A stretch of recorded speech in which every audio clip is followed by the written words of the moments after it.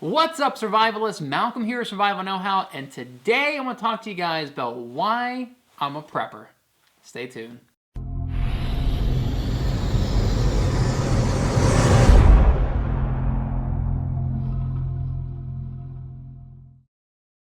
Welcome back to the channel. I put out content all about prepping, survivalism, and self-reliance. So if you're new here, don't forget to subscribe and hit that little bell icon to stay current on my content. So I'm not gonna lie, a lot of times when I tell people that I'm a prepper, they kind of roll their eyes at me. They kind of blow me off. They think I'm some kind of fanatic or I'm living in a little fantasy world, something like that. But in reality, this perception couldn't be further from the truth. Today, I'm gonna talk to you guys about why I am a prepper, why I do the things that I do, why I have months and months worth of water and food supplies. So first off, to all the naysayers out there, I just want to point out that FEMA wants you to be a prepper. That's right. FEMA, your government, is urging you to be a prepper and urging you to be prepared for natural disasters. FEMA on their website has an entire kit that they want every American to have, and that kit includes 3 days of supplies, 3 days of food, water, medical needs, everything you need to be completely self-reliant and self-sustaining for 3 days. And they want every American to have this 3-day kit. Now, this is news to you. I've got an entire video all about how to build a FEMA disaster kit, and I go through their entire checklist line by line and demonstrate what these items are. I'll have a little link right around here if you guys want to click on it, or I'll have a link at the end of the video if you want to see the FEMA disaster kit as well. So real quick, I just want to read you guys a quote from the FEMA's website, okay? You guys can find this online as well. If a disaster occurs in your community, local government and disaster relief organizations will try to help you, but you need to be ready as well.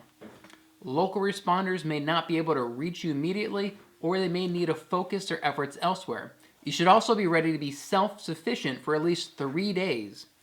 This may mean providing for your own shelter, first aid, food, water, and sanitation. So FEMA, right, your own government is urging you to be prepared for these natural disasters that happen every single year here in America. They're saying that you have to be self-reliant. You cannot just blindly rely on the government to swoop in at a moment's notice and save you and provide for you at all times. Let me just point something out to you that you probably don't think about very often. But here in America, every single year, there are tons of communities that are just become isolated. These little geographical areas become isolated without power for days, sometimes weeks. Every year that happens here in America, right? A tornado comes, it takes out all the power lines, maybe it blows up a couple of transformers and power stations, a bad storm comes in, knocks down a bunch of trees, a hurricane comes in, just devastates the entire area, knocks down all the power lines, massive flooding that comes in and contaminates all the water supplies, forest fires that burn down every power line in the area and cause the roads to be unpassable for the electrical crews to even go in there and repair them. This is not some fantasy, some made-up scenario. This happens every single year here in America. People lose power and are isolated for days and sometimes weeks. And you may think, oh, that only happens out in Midwest or out in California. That'll never happen to me. Let me just point out Hurricane Sandy in 2012. Entire blocks, multiple blocks in New York City were left without power for up to 2 weeks. 2 weeks without power in these giant apartment complexes, right? They couldn't get trucks in there fast enough to bring supplies to these people. How many of those people do you think had enough food and water to last them for 2 weeks? Probably not many. They're hoping that the government will bring in trucks of food and water, but it really wasn't feasible with all the damage from Hurricane Sandy. In 2012, America also saw a bad derecho that left 4.2 million people without power. 4.2 million people without power, some of them up to 10 days without power. When Hurricane Maria struck Puerto Rico just last year, 2017, 3.4 million people lost power. Some of them for weeks, some of them for months, some of them lost power for up to a year. Up to a year without any power. This is not fantasy. This is not make-believe. It's not some fictitious scenarios that I'm making up my head. This happens every single year.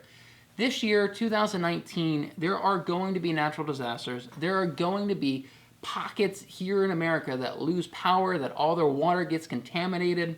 Most of these people are not going to have enough food and water already in their home to last 3 days. That's the truth.